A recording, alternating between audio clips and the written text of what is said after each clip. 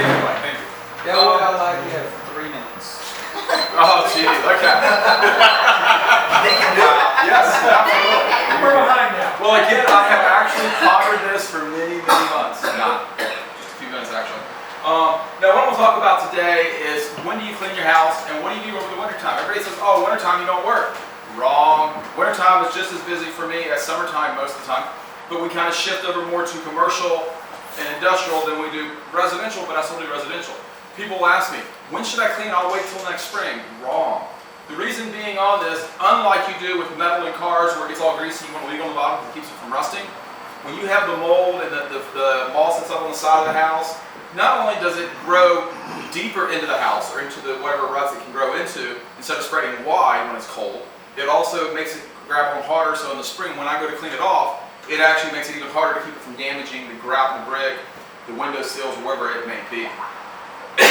The biggest thing you can do that is have it clean. And I actually, at Enhanced Power Washing, will clean, as long as it's going to be above freezing, I will clean a house, but it has to be above freezing for at least 2 days. That way we know the water gets out, doesn't get in and start popping nails and vinyl siding or whatnot. As far as driveways go, it has to be at least above freezing for 24 hours. That way nobody comes in with a little leftover water and becomes an ice skating rink. Okay. So the key thing being behind that is I tell everybody, keep it clean no matter what time it is. You're not the one getting out there freezing, it's me. But I do a lot of that because when it comes springtime, it's much easier to walk out there and go, wow, I've got a clean house than it is. So I've got all this winter buildup in my house to clean off. It makes it harder for me, it makes it more expensive for you guys or for whoever's having it cleaned. But the biggest thing you can do with that, and I tell people this all the time, when my solution for cleaning a house is 12.5% industrial bleach. Yes, it is bleach. We don't use Clorox. The Clorox will kill any and everything that it touches, your plants, your grass. Bleach they actually used to spray on yards many, many years ago for pesticides. Doesn't kill the grass. Not only that, it's diluted 20 to 1 by the time it actually hits the house. A little bit of Dawn Blue Label soap, which keeps the windows from streaking, makes it look actually nice and clean on the outside of the windows. Can't help the inside. And there's a little bit of a few other chemicals that we mix in there that are not harmful to animals or to grass and such as that. The biggest thing with this is when you're out there, if you start to see a little bit of green growing after I've been there and the side of the house is green or somebody's complaining they've got a little bit of green on the back porch or blackness, if you will go and buy a $5 bucket with a pump-up spray, like you spray bug spray with from Home Depot, and buy their bleach, not their Clorox. It has to be their straight bleach, and they're about 4.5%, usually 3.5% bleach.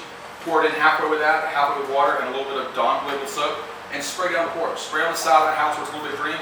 It will help take that off. It will help stop the growth of that mold or that fungus that's on the side of the house until you actually have a pressure wash. And I've told people this before because I've actually gone out and pressure washed homes and driveways and come back 2 years later and it still looks really nice. Other ones I've done is 6 months later it looks horrible because they've got trees, it's rain. It all depends on the weather. It depends on what's the surrounding area around the property that's being cleaned.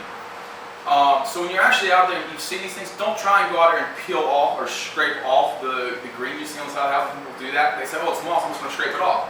I've seen them do it. I've actually seen them pull grout out from the older bricks. I've seen them actually pull the caulking off the windowsills, which I'm sure Victor has seen that where there's caulking mist or whatever, holes in the ground.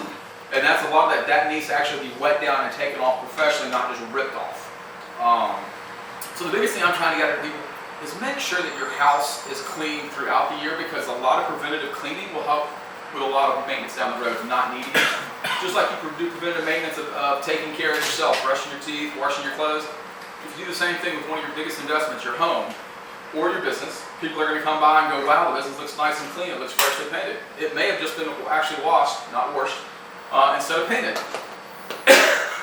Carrie down there, smiling away on that one. But that's the biggest thing in Enhanced Power Washing is I want to educate the customers. I want them to know what to look for. I saw a post on Facebook last night. A guy's up on a ladder and he's powering down with his pressure washer. It was a neighbor across the street actually videotaping and posting it on Facebook. It's kind of interesting. He goes, is this really what a real pressure washer does? And the guy was literally 3 stories up and he could have fallen. Don't know if he was insured. Who knows? Have no idea.